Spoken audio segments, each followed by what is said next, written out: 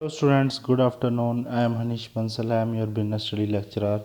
ਤਾਂ ਸਟੂਡੈਂਟਸ ਆਪਣਾ ਜਿਹੜਾ ਅੱਜ ਦਾ ਟੌਪਿਕ ਹੈ ਇੰਪੋਰਟੈਂਸ ਆਫ ਡਾਇਰੈਕਟਿੰਗ ਫੰਕਸ਼ਨ। ਕਹਿੰਦੇ ਇੰਪੋਰਟੈਂਸ ਆਫ ਡਾਇਰੈਕਟਿੰਗ ਫੰਕਸ਼ਨਸ। ਇਸ ਤੋਂ ਪਹਿਲਾਂ ਆਪਾਂ ਇੱਕ ਵੀਡੀਓ ਲਗਾ ਚੁੱਕੇ ਹਾਂ ਜਿਸ ਦਾ ਨਾਮ ਹੈ ਫੀਚਰਸ ਆਫ ਡਾਇਰੈਕਟਿੰਗ ਫੰਕਸ਼ਨਸ ਅਤੇ ਉਹਦੇ ਮੀਨਿੰਗ। ਅਤੇ ਇਹ ਇੱਕ ਵੀਡੀਓ ਹੈ ਜੋ ਤੁਸੀਂ ਮੇਰੀ ਪਲੇਲਿਸਟ 'ਚ ਜਾ ਕੇ ਦੇਖ ਸਕਦੇ ਹੋ। ਅਤੇ ਇਹ 7th ਚੈਪਟਰ ਦੀ ਸੈਕਿੰਡ ਕਲਾਸ ਹੈ, ਠੀਕ ਹੈ, +2 ਕਮਰਸ ਬਿਜ਼ਨਸ ਸਟੱਡੀ। ਅਤੇ ਅੱਜ ਦਾ ਟੌਪਿਕ ਹੈਗਾ ਇੰਪੋਰਟੈਂਸ ਆਫ ਡਾਇਰੈਕਟਿੰਗ ਫੰਕਸ਼ਨ। ਤਾਂ ਸਭ ਤੋਂ ਪਹਿਲਾ ਪੁਆਇੰਟ ਹੈ ਇਨੀਸ਼ੀਏਟ ਐਕਸ਼ਨ। ਕਹਿੰਦੇ the employee in the organization start work only when they get instruction and direction from their superior in the directing function of superior. Direct the action of employee towards the predetermined goals of the organization. If the directing function is executed successfully, then it result in unity of direction and achievement of organization goals. ਧਿਆਨ ਨਾਲ ਸੁਣੋ students. ਕਹਿੰਦੇ initiate action. Initiate action ਦੇ ਵਿੱਚ ਕੀ ਹੈ, ਜਿਹੜੇ employee ਹੁੰਦੇ ਨੇ ਕਿ ਜਦੋਂ ਉਹ ਵਰਕ ਨੂੰ ਸਟਾਰਟ ਕਰਦੇ ਨੇ ਤਾਂ ਪਹਿਲਾਂ ਤਾਂ ਉਹ ਇੰਸਟਰਕਸ਼ਨਸ ਹੁੰਦੇ ਨੇ ਸੁਪੀਰੀਅਰ ਦੀ, ਜੋ ਆਪਣੇ ਤੋਂ ਸੀਨੀਅਰ ਹੁੰਦਾ ਉਸ ਬੰਦੇ ਦੀ ਪਹਿਲਾਂ ਤਾਂ ਇੰਸਟਰਕਸ਼ਨਸ ਹੁੰਦੇ ਨੇ ਉਹਨਾਂ ਨੂੰ ਇੰਸਟਰਕਸ਼ਨ ਨੂੰ ਫਿਰ ਕੀ ਕਰਦੇ ਨੇ ਐਗਜ਼ੀਕਿਊਟ ਸਕਸੈਸਫੁਲੀ ਬਣਾਉਣ ਵਾਸਤੇ, ਠੀਕ ਹੈ, ਉਹਦੇ ਉੱਤੇ ਕੰਮ ਕਰਦੇ ਨੇਗੇ ਉਹ, ਠੀਕ ਹੈ। ਇਸ ਲਈ ਉਸ ਦੇ ਉੱਤੇ ਕੰਮ ਕਰਨਾ ਇਨੀਸ਼ੀਏਟ ਐਕਸ਼ਨ ਵਾਲਾ ਪੁਆਇੰਟ ਇਹਦੇ ਅੰਦਰ ਆ ਜਾਂਦਾ, ਜੋ ਆਪਣੀ ਆਰਗੇਨਾਈਜੇਸ਼ਨ ਦੇ ਗੋਲ ਨੂੰ ਅਚੀਵ ਕਰਨ 'ਚ ਕੀ ਕਰਦਾ, ਹੈਲਪ ਕਰਦਾ। ਟੂ ਇੰਟੀਗ੍ਰੇਟ ਇੰਪਲੋਈਜ਼ ਐਫਰਟਸ, ਠੀਕ ਹੈ। ਇਨ the organisation number of employees are working at different level and in different job position. The employee may differ in their level of authority and the type of job assigned, but all are interrelated to each other as they are the part of an organization.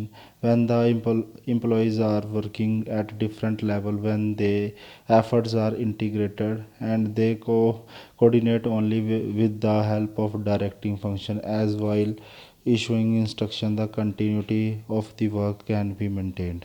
ਕਹਿੰਦੇ integrate employees effort. ਹੁਣ ਦੇਖੋ simple ਜੀ ਗੱਲ ਹੈ, ਜਿਹੜਾ employee ਦਾ efforts ਹੁੰਦਾ ਨਾ ਉਹੀ ਤੈਅ ਕਰਦਾ ਹੈ ਕਿ ਆਰਗੇਨਾਈਜੇਸ਼ਨ ਦਾ ਜਿਹੜਾ ਗੋਲ ਹੈ ਸਕਸੈਸਫੁਲੀ ਅਚੀਵ ਹੋਏਗਾ ਜਾਂ ਨਹੀਂ ਹੋਏਗਾ, ਠੀਕ ਹੈ। ਹੁਣ ਦੇਖੋ ਇਹਦੇ ਵਿੱਚ ਕੀ ਹੈ, ਸਿੰਪਲ ਜਿਹੜੀ ਇੰਪਲੋਈ ਦੀ ਐਫਰਟ ਹੈ ਉਹ ਹਰ ਲੈਵਲ 'ਤੇ ਹਰ ਜੋਬ ਪੋਜੀਸ਼ਨ 'ਤੇ ਲੱਗਦੀ ਹੈ, ਠੀਕ ਹੈ। ਹੁਣ ਹਰੇਕ ਜਿੰਨੀ ਜ਼ਿਆਦਾ ਆਪਾਂ ਕੋਆਰਡੀਨੇਸ਼ਨ ਨਾਲ ਆਪਣੀ ਐਫਰਟਸ ਨਾਲ ਵਧੀਆ ਤਰੀਕੇ ਨਾਲ ਕੰਮ ਕਰਕੇ ਰੱਖਾਂਗੇ ਓਨਾ ਆਪਣੇ ਆਰਗੇਨਾਈਜੇਸ਼ਨ ਦੇ ਕੋਲ ਵਧੀਆ ਤਰੀਕੇ ਨਾਲ ਅਚੀਵ ਹੋਣਗੇ। ਅਗਰ ਆਪਾਂ ਐਵੇਂ ਨਹੀਂ ਹੈਗਾ ਕਿ ਆਪਾਂ ਮਤਲਬ ਇੱਕ ਵਾਰ ਐਫਰਟ ਲਗਾ ਲਈ ਫਿਰ ਜ਼ਰੂਰਤ ਨਹੀਂ, ਆਪਣੀ ਕੰਟੀਨਿਊਸਲੀ ਚੱਲਦੀ ਰਹਿੰਦੀ ਹੈ ਐਫਰਟਸ, ਤਾਂ ਜੋ ਹਰੇਕ ਲੈਵਲ 'ਤੇ ਹਰੇਕ ਜੋਬ ਪੋਜੀਸ਼ਨ ਦੇ ਉੱਤੇ ਅਸਾਈਨਡ ਹੁੰਦੀ ਹੈ। ਕਲੀਅਰ ਹੈ ਗੱਲ। Second point integrate employees efforts. Third point ਹੈ ਮੀਨਸ ਆਫ ਮੋਟੀਵੇਸ਼ਨ। ਕਹਿੰਦੇ directing function does not mean giving order only, but through direction and instruction their superior try to motivate the employee to perform to their best ability. Motivation is very important element of directing function develops the feeling of belongingness and encourage employee to perform their best ability. ਕਹਿੰਦੇ ਇਕੱਲਾ directing ਦਾ ਮਤਲਬ ਇਹ ਨਹੀਂ ਹੈਗਾ ਸਿਰਫ order ਦੇਤਾ ਕਿ ਉਸ ਦੇ ਅਕੋਰਡਿੰਗ ਇੰਪਲੋਈ ਕੰਮ ਕਰਨਾ। ਡਾਇਰੈਕਟਿੰਗ ਦਾ ਮਤਲਬ ਹੁੰਦਾ ਹੈ ਜਿਹੜੇ ਇੱਕ ਸੁਪੀਰੀਅਰ ਦੁਆਰਾ ਇੰਪਲੋਈ ਨੂੰ ਟਾਈਮ ਟੂ ਟਾਈਮ ਮੋਟੀਵੇਟ ਵੀ ਕੀਤਾ ਜਾਂਦਾ ਹੈ। ਜੇਕਰ ਕਿਤੇ ਕਮੀ ਆਉਂਦੀ ਹੈ ਹਾਂ ਤਾਂ ਉਹਨੂੰ ਮੋਟੀਵੇਟ ਕੀਤਾ ਜਾਂਦਾ ਤਾਂ ਜੋ ਕੰਮ ਨੂੰ ਬੈਸਟ ਐਫਰਟ ਨਾਲ ਅਚੀਵ ਕਰ ਸਕਣ, ਠੀਕ ਹੈ। ਮੋਟੀਵੇਸ਼ਨ ਦੇਣਾ ਸਭ ਤੋਂ ਟਫੈਸਟ ਕੰਮ ਹੁੰਦਾ ਅਤੇ ਜੋ ਇੱਕ ਡਾਇਰੈਕਟਿੰਗ ਫੰਕਸ਼ਨ ਦੇ ਅਕੋਰਡਿੰਗ ਹੀ ਅਚੀਵ ਹੋ ਪਾਉਂਦਾ ਹੈ। ਕਿਸੇ ਅੰਦਰ ਮੋਟੀਵੇਸ਼ਨ ਕਰ ਦੇਣਾ ਅਤੇ ਬਹੁਤ ਵੱਡਾ ਮਤਲਬ ਕੰਮ ਹੁੰਦਾ ਜੋ ਇਨਸਾਨ ਨੂੰ ਇੰਟਰਨਲੀ ਮੋਟੀਵੇਟ ਕਰ ਦੇਣਾ, ਅਤੇ ਉਹ ਡਾਇਰੈਕਟਿੰਗ ਫੰਕਸ਼ਨ 'ਚ ਹੀ ਪੋਸੀਬਲ ਹੋ ਪਾਉਂਦਾ ਜੋ ਸੁਪੀਰੀਅਰ ਦੁਆਰਾ, ਠੀਕ ਹੈ, ਜਾਂ ਲੀਡਰ ਦੁਆਰਾ ਹੀ ਕੀਤਾ ਜਾਂਦਾ। ਅੱਗੇ ਦੇਖੋ bring stability and balance in the organization. The directing function try to create balance in the organization. Generally when the employee are working at different level they develop different attitude and the balance between the attitude is made by directing function. ਕਹਿੰਦੇ bring stability and balance in the organization. ਕਹਿੰਦੇ directing ਦੇ ਨਾਲ ਹੀ ਕੀ ਹੁੰਦਾ, ਆਪਾਂ ਆਪਣੇ ਕੰਮ ਨੂੰ ਮਤਲਬ ਆਪਣੇ ਆਰਗੇਨਾਈਜੇਸ਼ਨ ਨੂੰ ਸਟੇਬਲ ਕਰਕੇ ਰੱਖ ਸਕਦੇ, ਬੈਲੈਂਸ ਬਣਾ ਕੇ ਰੱਖ ਸਕਦੇ ਡਿਫਰੈਂਟ ਲੈਵਲ, ਤਾਂ ਜੋ ਆਪਾਂ ਨੇ ਕਿਤੇ ਵੀ ਕੰਮ ਦੇ ਵਿੱਚ ਕੋਈ ਰੁਕਾਵਟ ਨਾ ਆਵੇ। ਆਪਾਂ ਡਾਇਰੈਕਟਿੰਗ ਦੇ ਕਾਰਨ ਹੀ ਪੋਸੀਬਲ ਹੋ ਪਾਉਂਦਾ ਕਿ ਆਪਾਂ ਆਰਗੇਨਾਈਜੇਸ਼ਨ ਦੇ ਅਚੀਵ ਨੂੰ ਮਤਲਬ ਗੋਲਸ ਨੂੰ ਅਚੀਵ ਕਰ ਸਕੀਏ। ਆਪਣੇ ਕੰਮ ਨੂੰ ਆਪਾਂ ਕੀ ਕਰਦੇ ਹਾਂ ਕਿ ਬੈਲੈਂਸ ਬਣਾ ਕੇ ਰੱਖਦੇ ਹਾਂ, ਕਿਸੇ ਵੀ ਪਾਸੇ ਕਮੀ ਨਹੀਂ ਹੋਣ ਦਿੰਦੇ, ਅਤੇ ਸਿਰਫ ਡਾਇਰੈਕਟਿੰਗ ਦੇ ਕਾਰਨ ਹੀ ਪੋਸੀਬਲ ਹੋ ਪਾਉਂਦਾ। ਠੀਕ ਹੈ, ਅਤੇ ਜਿੱਥੇ ਵੀ ਕਮੀ ਆਉਂਦੀ ਹੈ ਤਾਂ ਡਾਇਰੈਕਟਿੰਗ ਉਹਦੇ ਵਿੱਚ ਆਪਾਂ ਕੀ ਕਰਦੇ ਹਾਂ, ਉਸ ਦੇ ਉੱਤੇ ਨੋਟ ਕਰਦੇ ਹਾਂ ਕਿ ਹਾਂ ਇੱਥੇ ਪ੍ਰੋਬਲਮ ਆਈ ਹੈ, ਤਾਂ ਉਸ ਹਿਸਾਬ ਨਾਲ ਆਪਾਂ ਨੂੰ ਕੰਮ ਨੂੰ ਠੀਕ ਕਰਨਾ ਪੈਂਦਾ। ਇਸ ਚੀਜ਼ ਲਈ ਇਹ ਡਾਇਰੈਕਟਿੰਗ ਆ ਜਾਂਦਾ ਇਹਦੇ ਅੰਦਰ, ਡਾਇਰੈਕਟਿੰਗ ਵਾਲਾ ਪੁਆਇੰਟ ਆ ਜਾਂਦਾ ਜਿੱਥੇ ਸਟੇਬਿਲਿਟੀ ਹੈ, ਬੈਲੈਂਸ ਦੀ ਗੱਲ ਆਉਂਦੀ ਹੈ। ਅੱਗੇ ਦੇਖੋ, some time there can be difference of attitude between the employee and employer.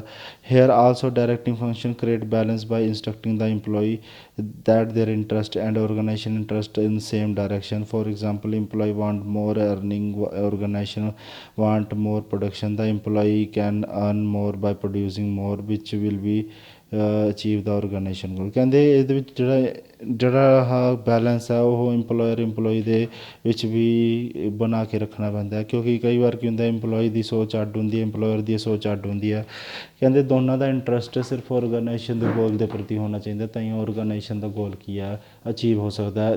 ਦੋਵਾਂ ਦਾ ਹੀ ਜਿਹੜਾ ਗੋਲ ਹੋਏਗਾ ਡਿਫਰੈਂਟ ਹੋਏਗਾ, ਤਾਂ ਫਿਰ ਉਹ ਆਰਗੇਨਾਈਜੇਸ਼ਨ ਦੇ ਗੋਲ ਨੂੰ ਅਚੀਵ ਨਹੀਂ ਕੀਤਾ ਜਾ ਸਕਦਾ। ਤਾਂ ਇਹ ਪੁਆਇੰਟ ਇਹਦੇ ਅੰਦਰ ਆ ਜਾਂਦਾ। ਅੱਗੇ ਦੇਖੋ ਸਟੂਡੈਂਟਸ, ਟੂ ਫੈਸਿਲਿਟੇਟ ਚੇਂਜ। ਦੇਖੋ, generally the employee hesitate in accepting the changes, but through directing function the changes can be implemented more easily, as while giving direction the superior guide the subordinate that the changes as better for them also। ਤੁਹਾਨੂੰ ਪਤਾ ਜਿਹੜਾ ਆਪਣਾ environment ਆ ਉਹ ਲਗਾਤਾਰ change ਹੁੰਦਾ ਰਹਿੰਦਾ, ਲਗਾਤਾਰ ਚੇਂਜ ਹੋਣ ਕਰਕੇ ਆਪਾਂ ਨੂੰ ਕੀ ਕੀਤਾ, ਟਾਈਮ ਟੂ ਟਾਈਮ ਜਿਹੜੇ ਇੰਪਲੋਈ ਹੁੰਦੇ ਨੇ ਉਹਨਾਂ ਨੂੰ ਜੇਕਰ ਬਾਰ ਚੇਂਜ ਆਉਂਦੀ ਹੈ ਤਾਂ ਬੜੀ ਪ੍ਰੋਬਲਮ ਆਉਂਦੀ ਹੈ। ਤਾਂ ਆਪ ਉਸ ਇਨਵਾਇਰਮੈਂਟ ਦੇ ਅਕੋਰਡਿੰਗ ਜਿਹੜੇ ਇੰਪਲੋਈ ਹੁੰਦੇ ਨੇ ਉਹ ਨਹੀਂ ਢਾਲ ਸਕਦੇ, ਪਰ ਇਹ ਸਿਰਫ ਡਾਇਰੈਕਟਿੰਗ ਦੇ ਕਾਰਨ ਹੀ ਪੋਸੀਬਲ ਹੋ ਪਾਉਂਦਾ, ਜਿਹਦੇ ਨਾਲ ਆਪਾਂ ਕੀ ਹੈ, ਇਹ ਆਪਾਂ ਜਿਹੜੀ ਚੇਂਜਸ ਆਉਂਦੀਆਂ ਨੇ, ਜਿਹੜੇ ਸੁਪੀਰੀਅਰ ਹੁੰਦੇ ਨੇ ਉਹ ਗਾਈਡ ਕਰਦੇ ਨੇਗੇ ਸਬੋਰਡੀਨੇਟ ਨੂੰ ਕਿ ਇਸ ਤਰੀਕੇ ਨਾਲ ਚੇਂਜਸ ਆਈ, ਆਪਾਂ ਨੂੰ ਇਹ ਕੰਮ ਨੂੰ ਇਸ ਤਰੀਕੇ ਨਾਲ ਨਹੀਂ ਇਸ ਤਰੀਕੇ ਨਾਲ ਕਰਨਾ ਚਾਹੀਦਾ, ਤਾਂ ਜੋ ਆਪਣੀ ਆਰਗੇਨਾਈਜੇਸ਼ਨ ਦੇ ਗੋਲ ਅਚੀਵ ਹੋ ਸਕਣ। ਜਿਹੜੀ ਚੇਂਜਸ ਆਈਆਂ ਨੇ ਕਿ ਉਹ ਗਾਈਡ ਕਰਦੇ ਨੇ, ਟਾਈਮ ਟੂ ਟਾਈਮ ਮੋਟੀਵੇਟ ਕਰਦੇ ਨੇ, ਹਾਂਜੀ ਇਹ ਇਸ ਤਰੀਕੇ ਨਾਲ ਕਰੋ, ਮਤਲਬ ਸਹੀ ਰਸਤਾ ਸਹੀ ਦਿਖਾਉਂਦੇ ਨੇ। ਡਾਇਰੈਕਟਿੰਗ ਦੇ ਕਾਰਨ ਹੀ ਪੋਸੀਬਲ ਹੋ ਪਾਉਂਦਾ। ਕਲੀਅਰ ਹੈ ਸਟੂਡੈਂਟਸ? ਤਾਂ ਸਟੂਡੈਂਟਸ ਆਪਾਂ ਦੇਖੋ importance of directing function complete ਕਰ ਲਿਆ। ਇਸ ਤੋਂ ਬਾਅਦ ਨੈਕਸਟ ਟੋਪਿਕ ਆਪਣਾ ਆ ਜਾਂਦਾ ਐਲੀਮੈਂਟਸ ਆਫ ਡਾਇਰੈਕਟਿੰਗ। ਇਹ ਸਭ ਤੋਂ ਮੋਸਟ ਇੰਪੋਰਟੈਂਟ ਟੋਪਿਕ ਹੈ ਇਸ chapter the.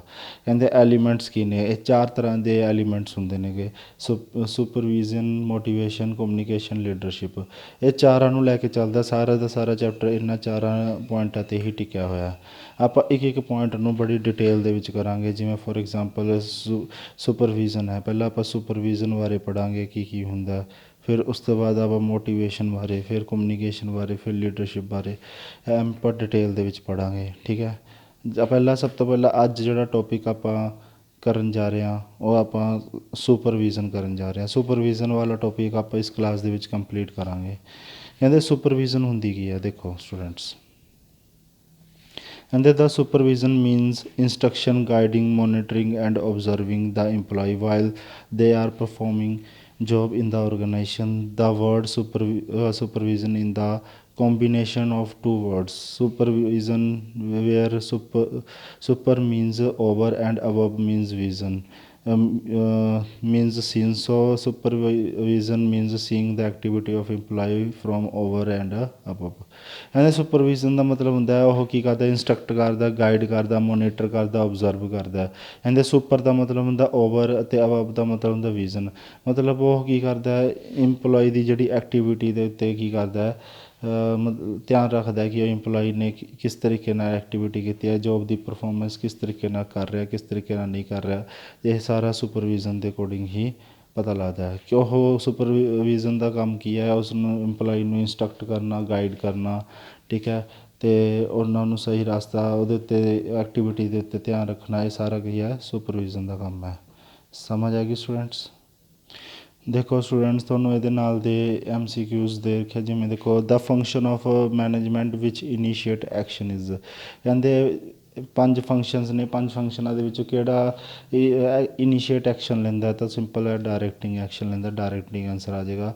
Is directing require at planning stage, give reason to support your answer, ਕਹਿੰਦੇ ਡਾਇਰੈਕਟਿੰਗ ਰਿਕੁਆਇਰ ਪਲੈਨਿੰਗ ਸਟੇਜ, ਇਹਦਾ ਆਨਸਰ ਹੈਗਾ ਨੋ। ਡਾਇਰੈਕਟਿੰਗ ਕਦੇ ਵੀ ਪਲੈਨਿੰਗ ਸਟੇਜ ਦੇ ਵਿੱਚ ਜ਼ਰੂਰਤ ਨਹੀਂ ਹੁੰਦੀ। ਡਾਇਰੈਕਟਿੰਗ ਸਿਰਫ ਕੀ ਹੈ, ਜਿਹੜਾ ਪਲਾਨ ਬਣ ਚੁੱਕਿਆ, ਜਿਹੜਾ ਪਲਾਨ ਐਗਜ਼ੀਕਿਊਟ ਹੋ ਚੁੱਕਿਆ, ਉਸ ਪਲਾਨ ਦੇ ਉੱਤੇ ਕੀ ਉਹ ਲੈਂਦਾ ਐਕਸ਼ਨ ਲੈਂਦਾ, ਤਾਂ ਇਹ ਡਾਇਰੈਕਟਿੰਗ ਆਇਆ, ਇਹਦਾ ਆਨਸਰ ਇਹੀ ਆਏਗਾ। ਕਲੀਅਰ ਹੈ ਗੱਲ ਸਟੂਡੈਂਟਸ। ਤਾਂ ਤੁਹਾਨੂੰ ਆਈ ਹੋਪ ਸਾਰਿਆਂ ਨੂੰ ਕਲੀਅਰ ਹੋ ਗਿਆ ਹੋਣਾ। ਬਾਕੀ ਆਪਾਂ ਨੈਕਸਟ ਟੋਪਿਕ ਨੈਕਸਟ ਕਲਾਸ 'ਚ ਕਰਾਂਗੇ, ਠੀਕ ਹੈ। ਅਤੇ ਆਪਣੇ ਕਮੈਂਟ ਕਰ ਦਿਆ ਕਰੋ ਜੇਕਰ ਕੋਈ ਡਾਊਟ ਹੈ। ਆਪਣਾ ਖਿਆਲ ਰੱਖੋ, ਸੁਰੱਖਿਤ ਰਹੋ, ਜੈ ਹਿੰਦ।